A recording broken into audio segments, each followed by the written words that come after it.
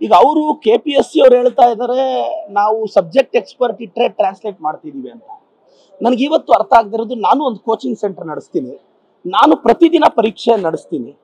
ಆದ್ರೆ ಪ್ರತಿದಿನ ಪರೀಕ್ಷೆಲ್ಲೂ ನಮ್ದು ಔಟ್ ಆಫ್ 100 ಪೇಪರ್ಸ್ ಯಾವುದೋ 2-3 ಪೇಪರಲ್ಲಿ ಎರರ್ ಇರುತ್ತಷ್ಟೇ.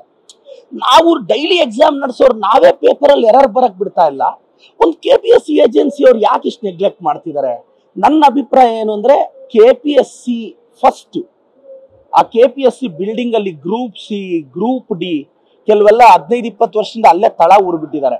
ಫಸ್ಟ್ ಅವ್ರನ್ನ ತೆಗೆದ್ರೆ ಇದು ಸಮಸ್ಯೆ ಬಗೆಹರಿಯುತ್ತೆ. ಮತ್ತೆ ಅಲ್ಲಿ ಪಟ್ಟಭದ್ರ ಹಿತಾಸಕ್ತಿಗಳು ಬಂದು ಕುತ್ಕೊಂಡ್ಬಿಟ್ಟಿದ್ದಾರೆ. ನನ್ನ ವೈಯಕ್ತಿಕ ಅಭಿಪ್ರಾಯ ಇದು. ಅವ್ರನ್ನ ಚೇಂಜ್ ಮಾಡಬೇಕು. ಮೋರ್ ದೆನ್ 2 ಇಯರ್ಸ್ ಯಾರ್ಯಾರು ಇದಾರೋ ಎಲ್ಲರನ್ನೂ ತೆಗೆದ್ರೆ ಇದಕ್ಕೊಂದು ಅರ್ಥ ಬರುತ್ತೆ. ನಾನು ಈ ವಿಚಾರನೂ ಸರ್ಕಾರದ ಗಮನಕ್ಕೆ ತರ್ತೀನಿ. ನೋಡಿ, ಈಗ ಎಂತ ಚಾಲೆಂಜಸ್ ಗೊತ್ತಾ ಸರ್? 5,000 ಜನ ಹುಡುಗರಿಗೆ ಮೇನ್ಸ್ ಸೆಲೆಕ್ಟ್ ಆಗಿದ್ದಾರೆ. ಈಗ ಮತ್ತೆ ಪ್ರಿಲಿಮ್ಸ್ ಬರೀರಿ ಅಂದ್ರೆ ಅವ್ರ ಭವಿಷ್ಯ ಏನಾಗ್ಬೇಕು? ಹೋಗ್ಲಿ ಪಾಪ, ಕಟ್ ಆಫ್ ಇಂದ ಈ ಟ್ರಾನ್ಸ್ಲೇಷನ್ ಇಂದ ಎಷ್ಟೋ ಜನ ಹುಡುಗರು ಪ್ರಿಲಿಮ್ಸ್ ಫೇಲ್ ಆಗಿದ್ದಾರೆ. ಈಗ ಪಾಪ, ಈಗ ಪ್ರಿಲಿಮ್ಸ್ ನಡೆಸೋದಾ ಇಲ್ಲ mains ಬರೆಯಕ್ ಬಿಡೋದಾ?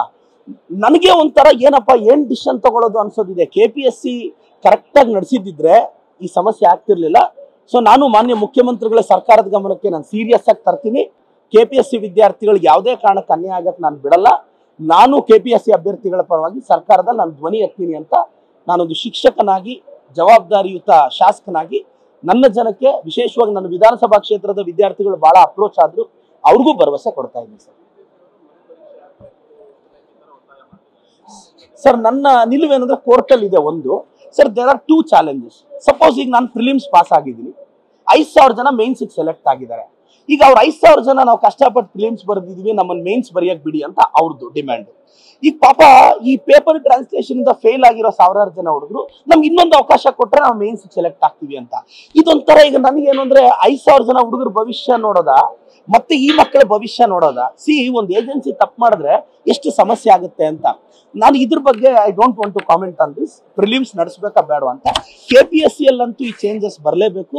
Main current event sir. ನಾನು ಸ್ಪರ್ಧಾತ್ಮಕ ಪರೀಕ್ಷೆಗೆ ಸರ್ 1 ಇಯರ್ ಕರೆಂಟ್ ಇವೆಂಟ್ಸ್ ಓದೋದು ಎಷ್ಟು ಕಷ್ಟ ಅನ್ನೋದು ನನಗೂ ವೈಯಕ್ತಿಕವಾಗಿ ಅನುಭವಕ್ಕೆ ಬಂದಿದೆ. ಸೊ ಇದೆಲ್ಲ ಪ್ರಿಸ್ಕ್ರೈಬ್ ಮಾಡಿ ವಿದ್ಯಾರ್ಥಿಗಳಿಗೆ ಹೇಳಿದ್ರೆ ಒಂದು ಬದಲಾವಣೆ ಬರುತ್ತೆ ಅಂತ ನನ್ನ ಅಭಿಪ್ರಾಯ. KPSC ವಿದ್ಯಾರ್ಥಿಗಳಿಗೆ ಮತ್ತೊಮ್ಮೆ ಹೇಳ್ತೇನೆ, ನಿಮ್ಮ ಪರವಾಗಿ ನಾನು ಸರ್ಕಾರದಲ್ಲಿ ಧ್ವನಿ ಎತ್ತಿ ನಿಮ್ಮ ಪರವಾಗಿ ನಿಲ್ತೇನೆ ಅಂತ ಹೇಳ್ತೇನೆ ಸರ್. Thank you sir.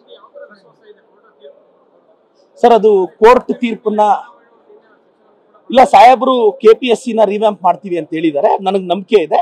ಈಗ ನಾವು ಸಹ ಸಾಹೇಬ್ರ ಗಮನಕ್ಕೆ ಸರ್ ಇಂಥ ಚೇಂಜಸ್ ತಂದ್ರೆ ಸರಿ ಇರುತ್ತೆ ಅಂತ ನಾನು ಸಾಹೇಬ್ರ ಗಮನಕ್ಕೆ ತರ್ತೀನಿ. ಬಟ್ ಕೋರ್ಟ್ ಆದೇಶದ ಬಗ್ಗೆ ನಾನು ಕಾಮೆಂಟ್ ಮಾಡೋಕ್ಕಾಗಲ್ಲ, ಬಿಕಾಸ್ ಅದು ಕಂಟೆಂಪ್ಟ್ ಆಗುತ್ತೆ. ಅಂದ್ರೆ ಕೋರ್ಟ್ ಆರ್ಡರ್ ಏನ್ ಬರುತ್ತೋ ಅದನ್ನ ರೆಸ್ಪೆಕ್ಟ್ ಮಾಡ್ತೇವೆ sir, and I don't want to comment on that. Thank you sir.